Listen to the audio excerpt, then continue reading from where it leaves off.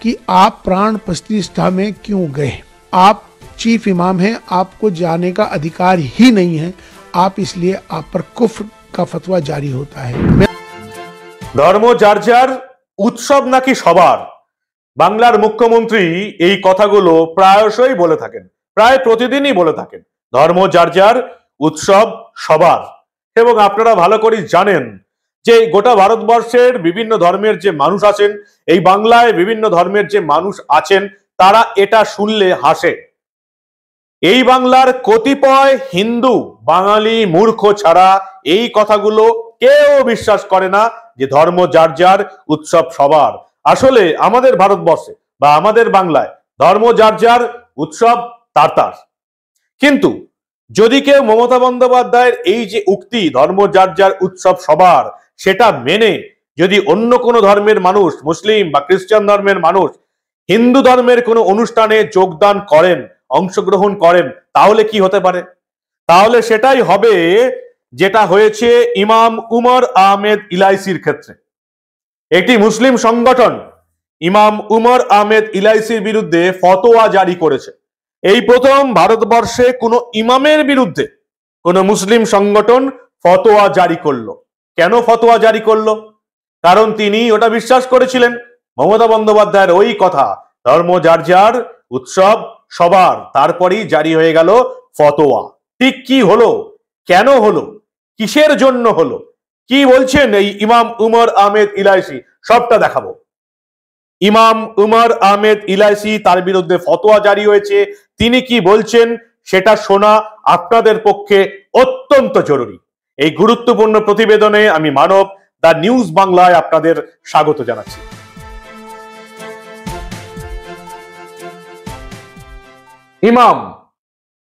ইমাম উমর আহমেদ ইলাইসি কে? তিনি হচ্ছেন অল ইন্ডিয়া ইমাম অর্গানাইজেশনের প্রধান, হেড। অল ইন্ডিয়া ইমাম যে অর্গানাইজেশন আছে তার হেড। আর এই অল ইন্ডিয়া ইমাম অর্গানাইজেশনের এই প্রধানকে, এই হেডকে, ইমাম উমর আহমেদ ইলাইসিকে রাম মন্দির উদ্বোধনে, রামলালার প্রাণ প্রতিষ্ঠায় আমন্ত্রণ জানিয়েছিল, অংশগ্রহণ করার জন্য আমন্ত্রণ জানিয়েছিল শ্রীরাম জন্মভূমি তীর্থক্ষেত্র ট্রাস্ট। রামলালার যে ট্রাস্ট, তাকে আমন্ত্রণ জানিয়েছিলেন। তিনি বেশ কয়েকদিন ভাবেন যে যাব কি যাব না। তারপর তিনি সর্বধর্ম এই সমন্বয়ে তিনি যাওয়ার সিদ্ধান্ত নেন।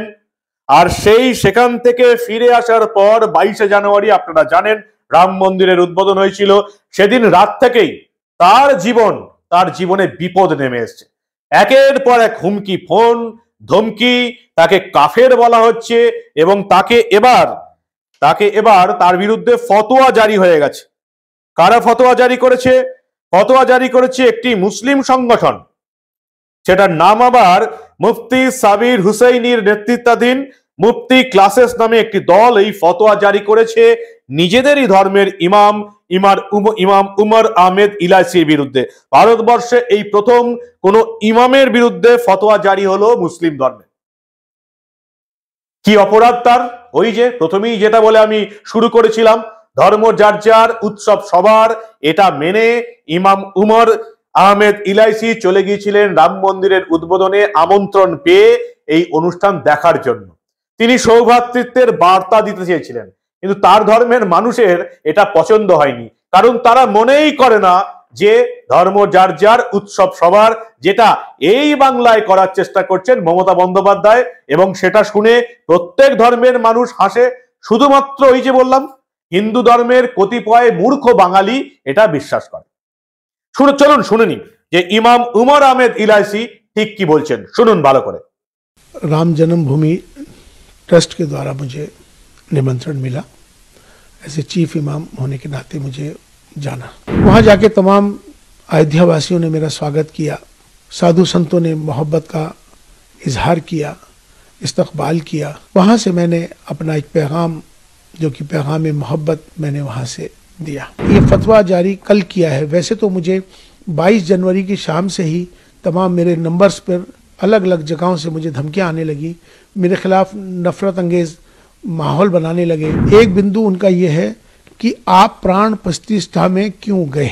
आप चीफ इमाम हैं, आपको जाने का अधिकार ही नहीं है, आप इसलिए आप पर कुफ्र का फतवा जारी होता है।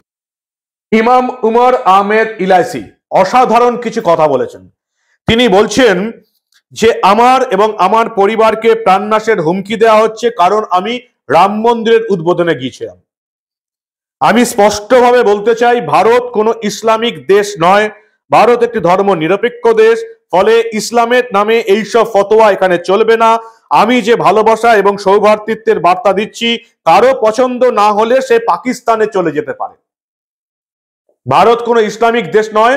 যদি কারো পছন্দ না হয় আমার রাম মন্দিরে যাওয়ার অনুষ্ঠানে, তাহলে তারা পাকিস্তানে চলে যেতে পারে। আমি কোনো ভুল করিনি। প্রাণ প্রতিষ্ঠা উৎসবে অংশ নেওয়ার জন্য আমি না তো ক্ষমা চাইবো, না আমার পদ থেকে ইস্তফা দেব। ইমাম উমর আহমেদ ইলাইসি ঠিক কি বলছেন আরো একবার ভালো করে শুনুন। से ये बात कहना चाहता हूं, पहली बात तो ये इस्लामिक देश नहीं है, ये भारत है, ये सनातन भारत है। अगर मैं राष्ट्र के साथ, देश के साथ अगर प्रेम कर रहा हूं, मेरा ये दोष है कि मैं अपने देश से प्रेम करता हूं, मेरा इसलिए विरोध कर रहे हैं, तो मुझे लगता है कि शायद उनको पाकिस्तान चला जाना चाहिए। ধর্ম যার যার, উৎসব সবার, সেটা বিশ্বাস করে ইমাম উমর আহমেদ ইলাইসি গিয়েছিলেন রাম মন্দিরের উদ্বোধনে। তারপরেই তার বিরুদ্ধে ফতোয়া জারি করে দিয়েছে মুফতি ক্লাসেস নামে একটি ইসলামিক দল। তাকে ফোনে হুমকি দেওয়া হচ্ছে, তার পরিবার বাইরে বেরোতে পারছে না। তিনি ইতিমধ্যেই দিল্লির পুলিশ কমিশনারের দ্বারস্থ হয়েছেন, থানায় এফআইআর করেছেন, পাশাপাশি গোটা বিষয়টা জানিয়ে কেন্দ্রীয় স্বরাষ্ট্রমন্ত্রী অমিত শাহকে চিঠি লিখেছেন। অমিত শাহকে চিঠি লিখলেন ইমাম উমর আহমেদ ইলাইসি। তার অপরাধ কি?